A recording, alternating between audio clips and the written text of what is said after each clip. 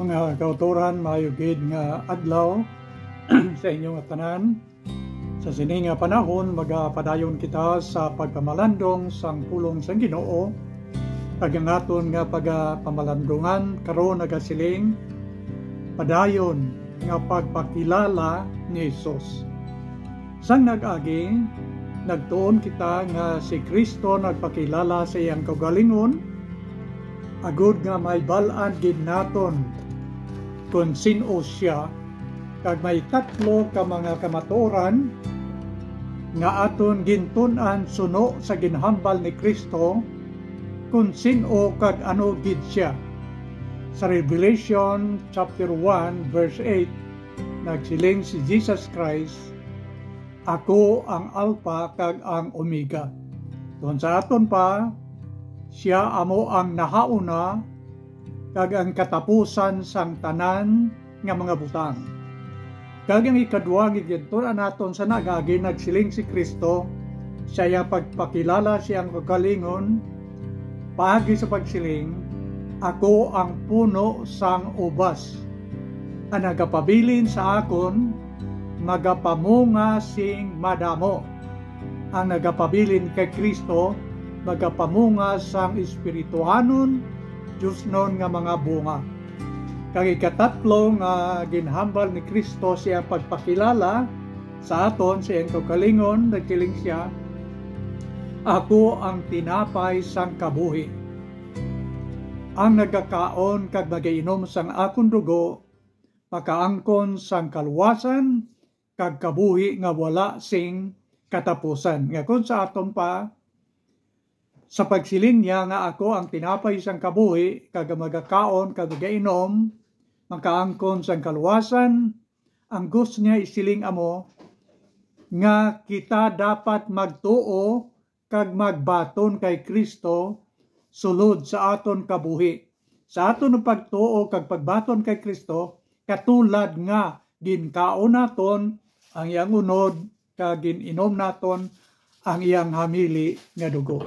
Kag padayonon naton ini kay madamo sa mga bagay o kung paagi kung paano si Kristo nagpakilala sa aton sa iyang kagalingon sa aton, agod nga kita may igo nga kahibalo kung ano kag sino gid si Kristo.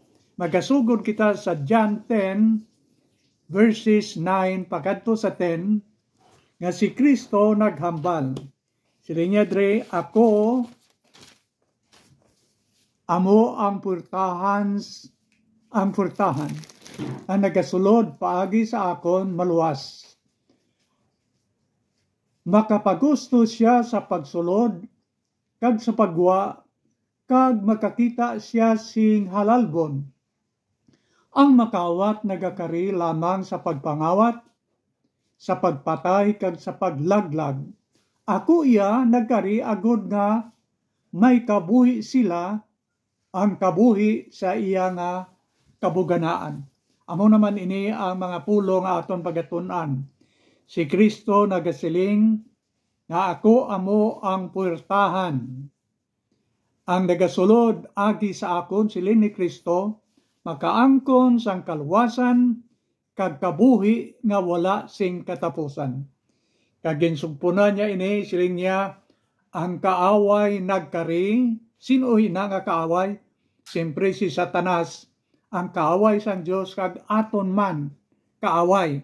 Ang kaaway nagkari sa pagpatay kag sa paglaglag.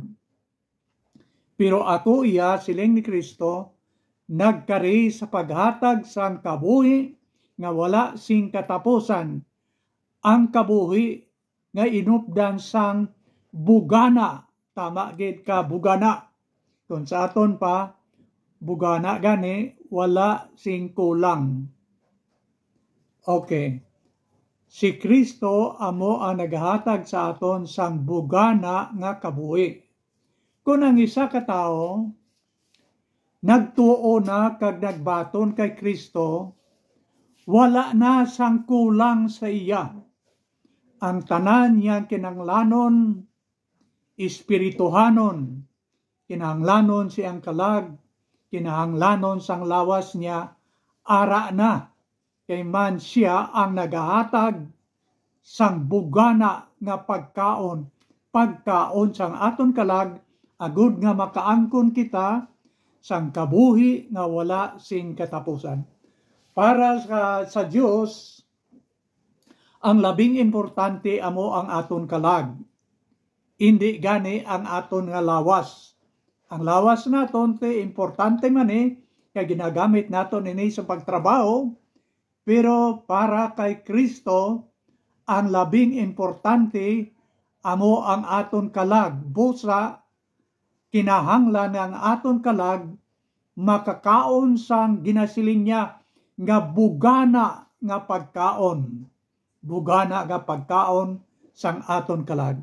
Amo ini ang ginatudlo sang Bible, agud nga babatyagan naton nga ang kalag sang tao mas importante sa aton lawas.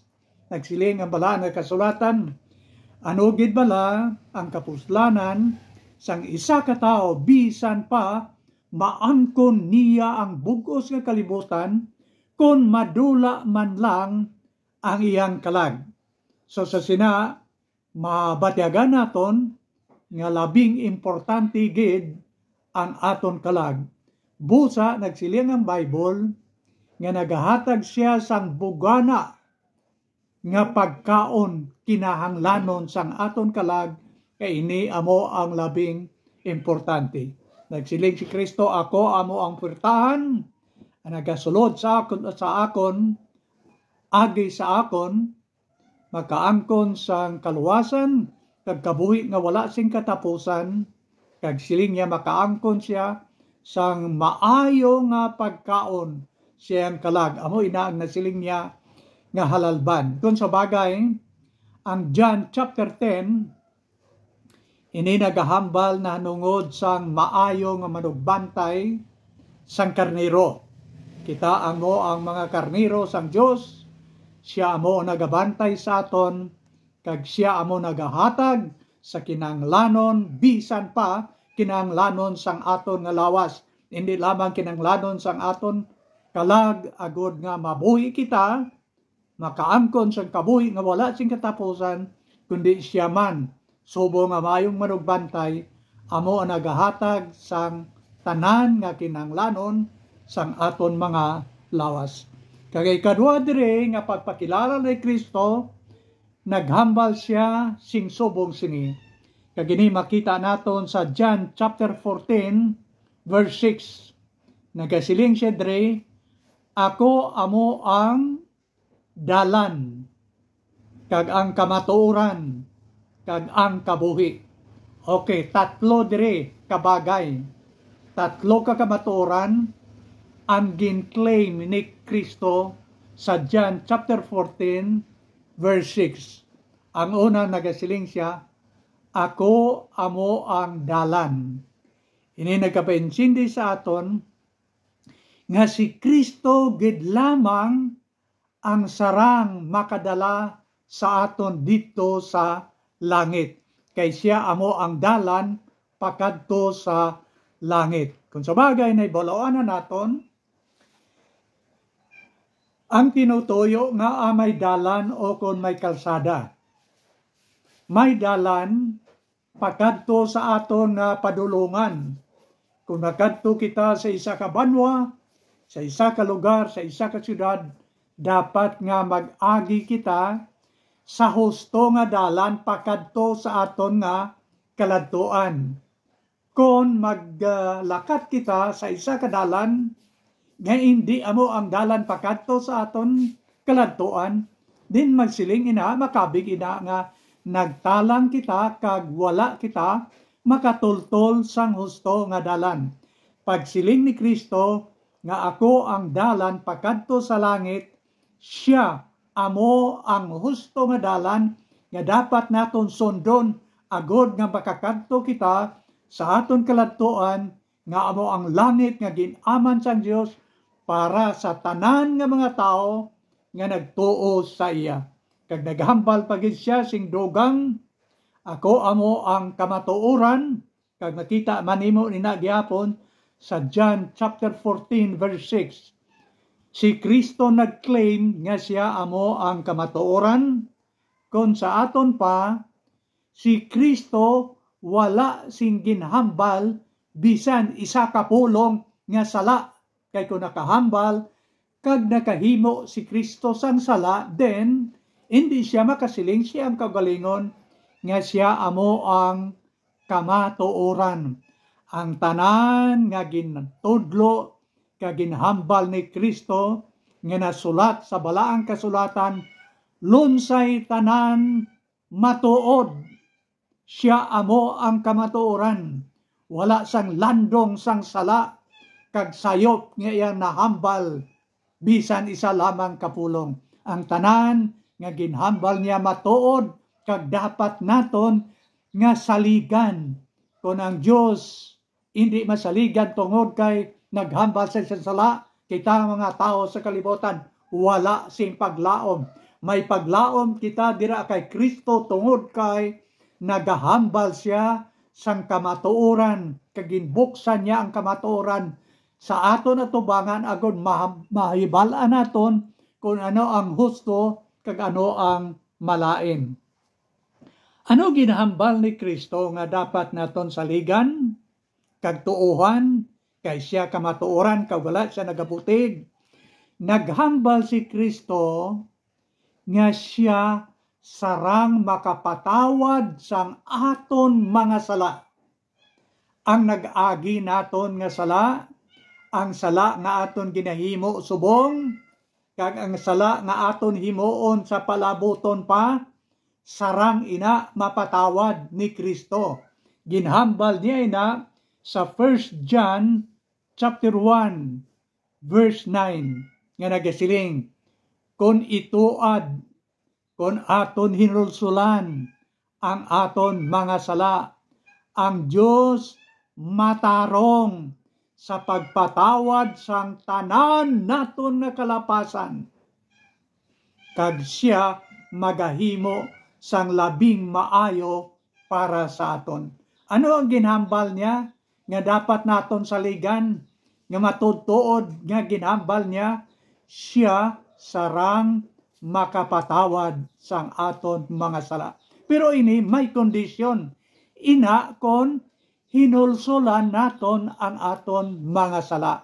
Siya naghambal, siya nagpasalig nga pagpatawad ang aton yabahin, amo ang paghinulsol o kung pagbiya sina nga sala. Nagsiling ang Bible nga ang hamili nga dugo ni Kristo may gahom sa pagtinlo sang tanan nga kalapasan sang mga tao sa kalibutan. Tungod kay siya amo ang kamatuoran, saligan kag tuohan naton ini, kay man wala siya naghambal bisan isa lang ka binutig, bisan isa ka pulo nga butig, si Kristo wala nagahambal.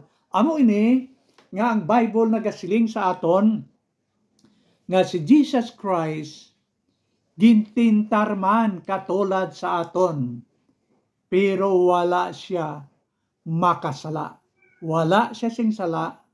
Siya amo ang kamatuoran, lunsay kamatuoran, ginatudlo kag ginahambal niya sa aton. Ano pagid ang sulod sang John 14:6? Nagsiling pagid siya nga siya amo ang kabuhi, siya amo ang dalan pakadto sa langit, siya ang kamatuoran, kag siya amo ang kabuhi. Nga kun sa aton pa, si Kristo lamang ang makahatag sang kabuhi nga wala sing katapusan.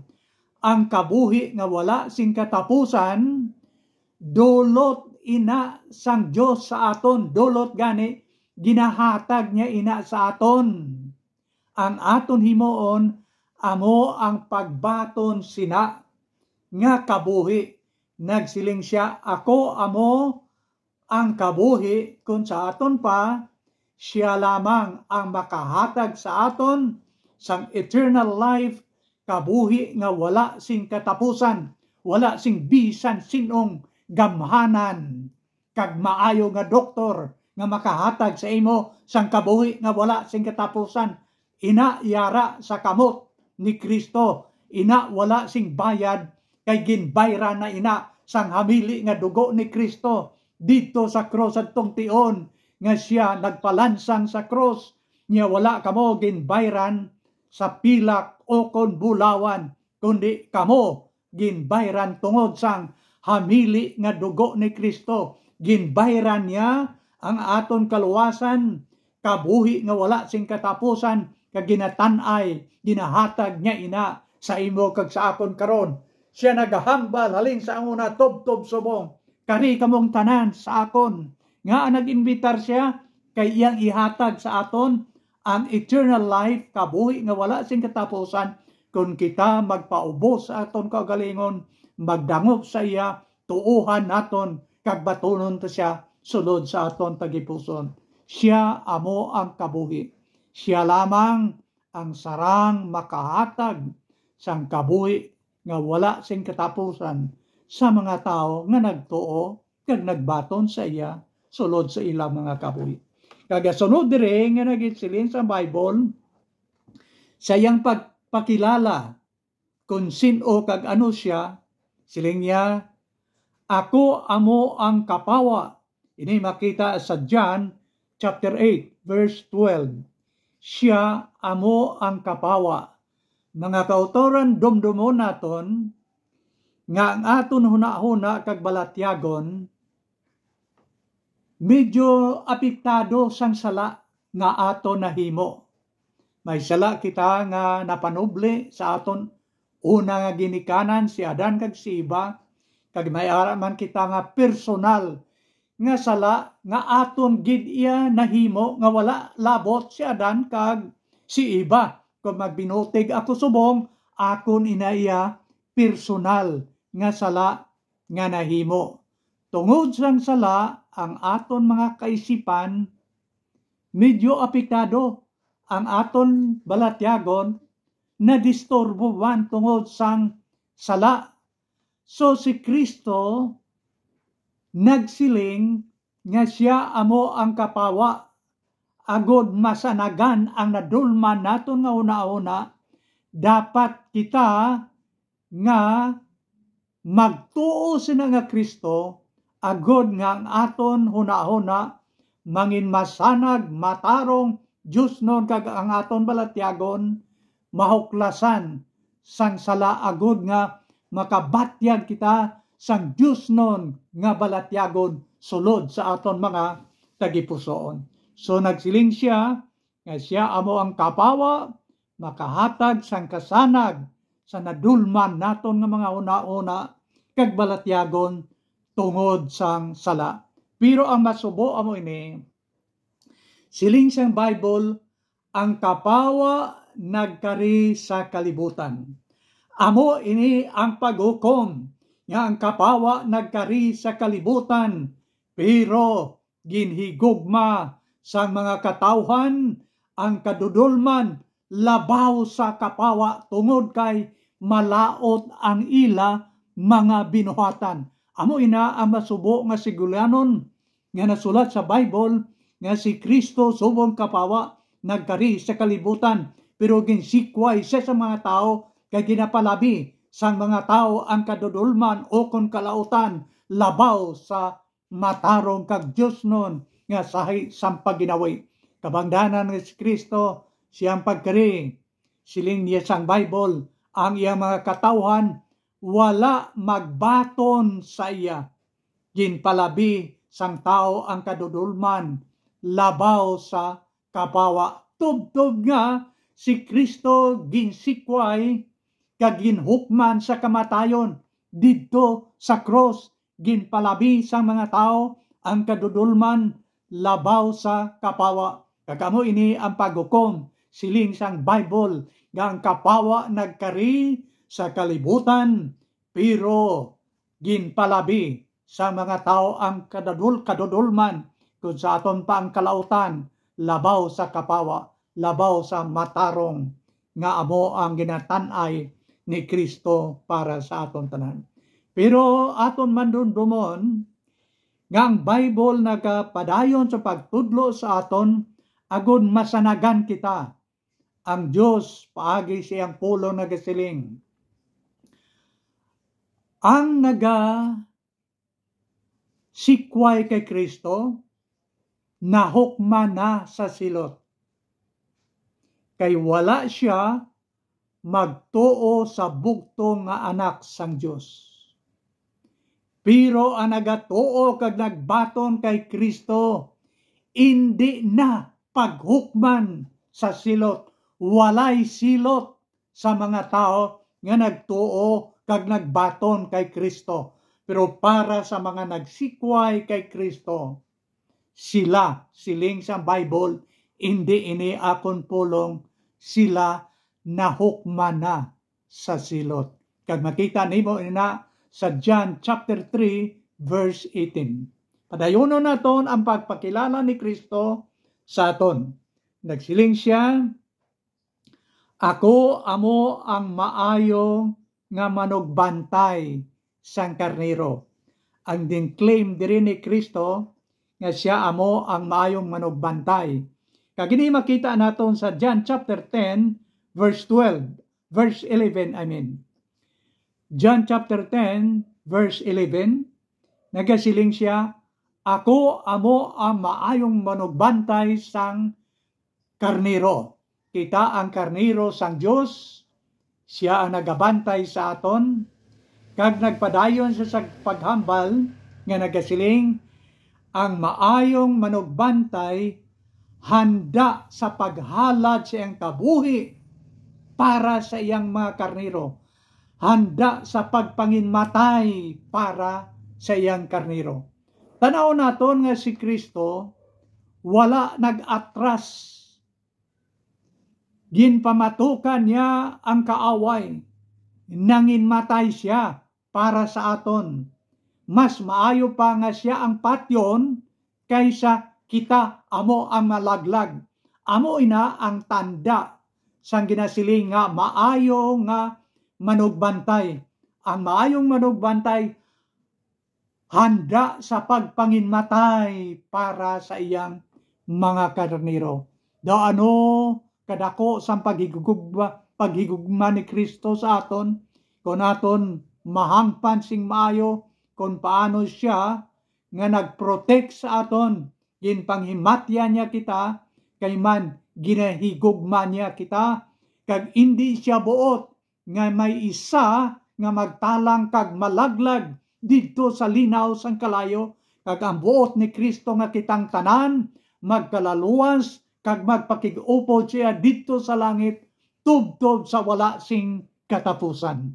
Ina, ginhambal niya ako, amo ang maayong manugbantay sang karnero, kag ang maayong manugbantay handa sa paghatag siyang kabuhi agod nga kita makaangkon sang kasiguruan, sang kaluwasan sang aton mga kabuhi. Kag nagpadayon sa paghambal nga ang maayong manugbantay nakakilala sang iya mga karnero nga ginabantayan. Kung ang isa ka manugbantay, wala man lang siya makakilala sang iya ginabantayan, hindi siya makabig nga maayong manugbantay. Kung sa aton pa, ini nga kamatuoran nga nagasiling siya, kilala niya gid ang iyang mga karnero nga iyang ginabantayan. Mga utod, hindi gali kita makapapretend-pretend kag magpakuno-kuno nga kita anak sang Dios, kay nabalaan niya gali iya kung sino ang mga karnero kag sino ang mga kanding, sino ang mga naluwas kag sino ang wala maluwas. Ako amo ang maayong manugbantay, siling ni Kristo, kilala ko ang akon mga karnero. So hindi kita suwong makasiling nga magpabuot-buot man ako kag magsulusimba agod nga basi kon luwason pa ako sang Ginoo. Hindi kita magsiling nga magpabuot-buot lang kag pakilala nga daw Diyos nun man, kag magpakita-kita nga magsulusimba man kay basi kon luwason kita sang Diyos. Hindi, kilala niya ang iyang karnero kag maatag sa iya kung sino nga mga tao ang nagapakuno-kuno lang nga wala kag indi genuine nga sang mga Kristohanon. Kilala ko siling ni Kristo ang akon mga karnero. Ako amo ang maayo nga manugbantay, ang maayo manugbantay handa sa paghalad sa iyang kabuhi sa iyang mga karnero, kag ang maayo manugbantay nakakilala kung sino ang mga nagkalaluwas kag wala maluwas. Kag nagsiling bagid ang Bible sang dugang nga ang maayong manugbantay masaligan siya. Okay, masaligan siya. Makita nimo ini sa John 10:28 nga nagsiling ni Kristo.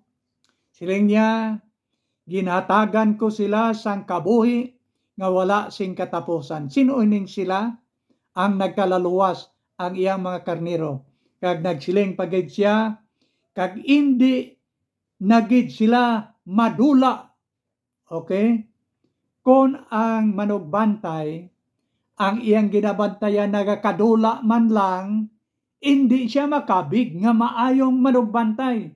Si Kristo nagsiling, ako gid ang maayo nga manugbantay.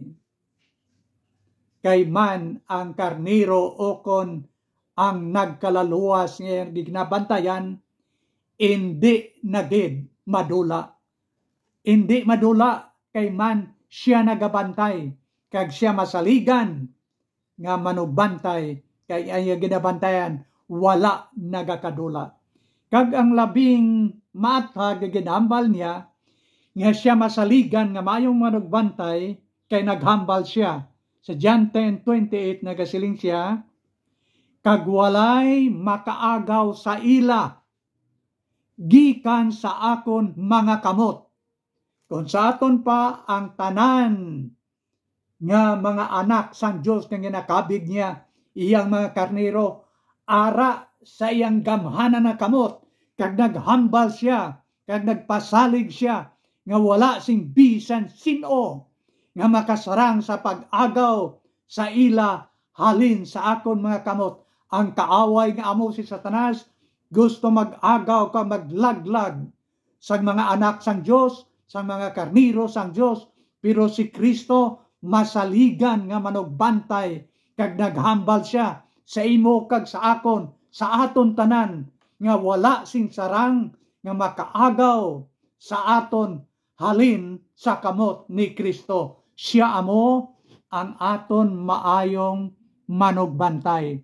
So ang aton himuon subong, kay nagahambal man siya, kag nagapasalig siya, kag masaligan naton siya, amo nga ang bugos naton nga kabuhi, aton i-surrender, itugyan naton kay Kristo, kay siya nagapasalig sa aton, nga walay sino nga makasarang, nga makaagaw sa aton, halin sa iyang mga kamot. Okay. Ato dire itakop ang kamaturan.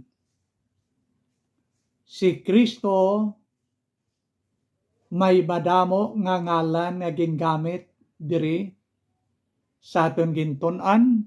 Nagsiling siya nga ako ang purtahan, kag nagsiling pagid siya ako ang dalan, kamatuoran, kag kabuhi. Kag nagsiling pagid siya ako amo ang kapawa sang kalibutan. Kag ini nga mga title o kon ngalan ni Kristo tama ka importante. Kag ang katapusan nga aton gintun-an, nagsiling siya, ako amo ang maayo nga manugbantay sang karnero, kung sa aton pa kita nga mga linuwas ni Kristo. Karon ining mga ngalan, mga title ni Kristo nga ginhatag sa iya, nga iya man ginangkon, nga ini nga title dapat ini nga yara sa iya, kagantanan nga kahulugan sini mapuslanon para sa aton.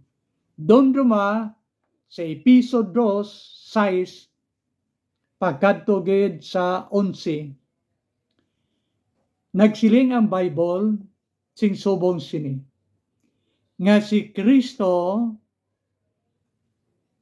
nagkari sa kalibutan, nagpaubos sa iyang kaugalingon, kag nagmatinumanon sa iyang amay, tubtob sa kamatayon didto sa krus, kag tungod sina nga pagpaubos ni Kristo, kag sa pagtuman niya sang tanan nga plano sang Dios agud makaangkon kita sang kaluwasan sang aton mga kalag, nagsiling ang Bible. Si Kristo ginhatagan sa ngalan nga labaw sa tanan nga mga ngalan diri sa kalibutan. Wala ini nagatudlo nga ang ngalan ni Kristo tama ka laba. Labaw sa tanan nga ngalan kung sa aton pa ang ngalan ni Kristo gamhanan, labaw sa tanan nga mga ngalan diri sa kalibutan. May gahom ang ngalan ni Kristo.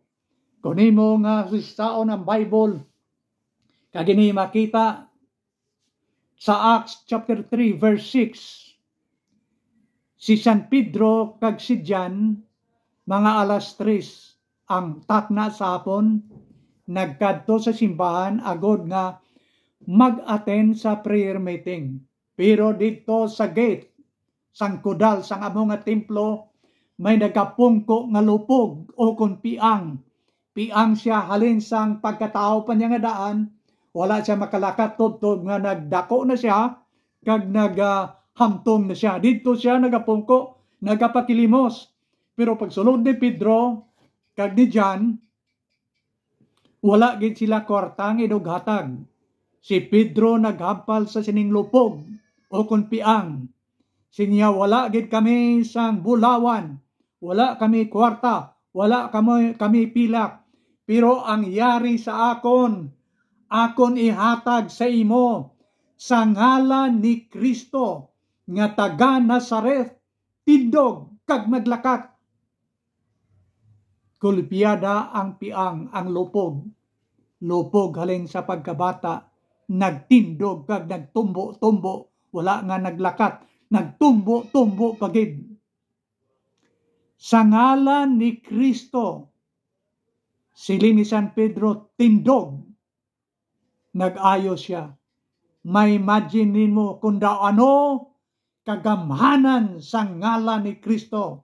Nga nagsiling ang Bible, siya ginhatagan sa ngalan labaw sa tanan nga mangalan. Wala sing tupong kagamhanan sa ngalan ni Kristo. Hindi matupungan ang gahom sa ngalan ni Kristo.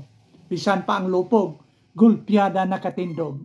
Okay, luwas sina, ang ngalan ni Kristo may gahom sa pagluwas sa imo kag sa akon, sa aton tanan nga mga katawhan sa sininga kalibutan. Kagini makita naton sa Romans 10:13 nga nagasiling nga ang magapanawag sa ngalan ni Kristo makaangkon sang kaluwasan kag kabuhi nga wala sing katapusan. Sa ngalan ni Kristo may kaluwasan ikaw kag ako. Sa ngalan ni Kristo makaangkon ikaw kag ako sang kabuhi nga wala sing katapusan. Daw ano kagamhanan sa ngalan ni Kristo nga nag-claim siya nga siya gid amo ang maayong manugbantay sang aton mga kabuhi. Busa ang malipot kag nabilin naton nga kabuhi subong, dapat ato na ina iintrigar, isurrender sa gamhanan na kamot ni Kristo. Tuohan ta siya kag batonon sulod sa aton mga kabuhi, kag maangko naton ang kasiguruan sang kaluwasan sang aton mga kalag. Mga kauturan, madamo gid nga salamat kag kabay nga ang Dios magpakamaayo gid sa aton tanan. Amen.